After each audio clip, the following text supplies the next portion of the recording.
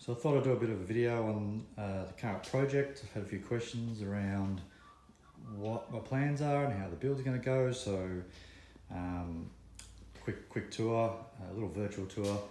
So what I've done is I'm going to run with the 15-inch wheels, as you can see, cut out the wheel arches, and it actually lines up pretty well with the drive shafts, which will slightly go forward, which is okay.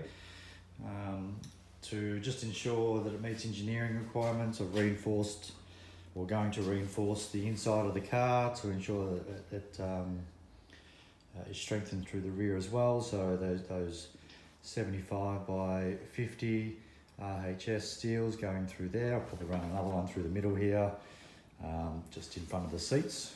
That's good. Car at the right level has the engine sitting right there, which is good.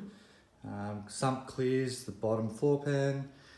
The height is pretty much smack bang on. It also allows me to put a cover over the top, because I'm going to have to cover it all in for engineering and have a firewall, etc., which means I'm going to be able to look over the top through the back window. It might be a little bit higher than that once I put the intercooler on, but at least it allows me to look through the back window when I need to. So as you can see, there's the drive shafts where that cloth is down the bottom, where the tape is.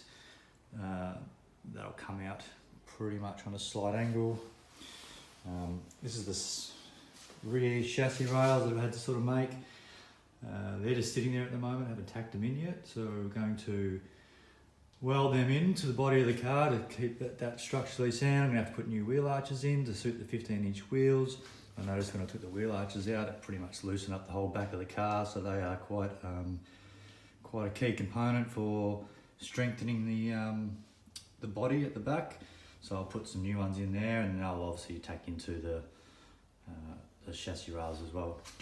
So you can see the subframe for the engine. So I've utilised the original subframe, cut it in half, took all the back part of it, and then I've strengthened it up with some 25 by 50 RHS again. So that's where that sits, and I'll make up an engine mount of some sort, or a mount that'll bolt to the chassis rail, which will then go to the engine subframe.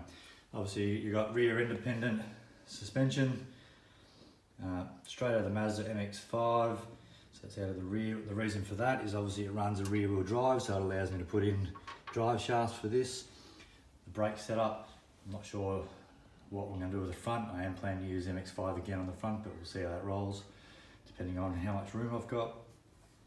There's the top arms will adjust up, so I'll have those.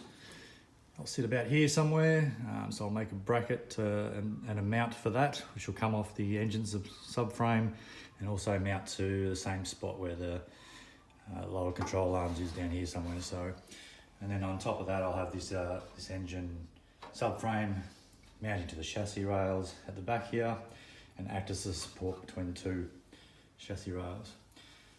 Coil springs, coilovers, I'll run straight up through here, so they're already located in that position there. They'll come up to the top of the chassis rail, and from the chassis rail I'll run a beam straight across the top, where it'll also attach to the engine mount, and the engine mount will stop it from rocking back and forward.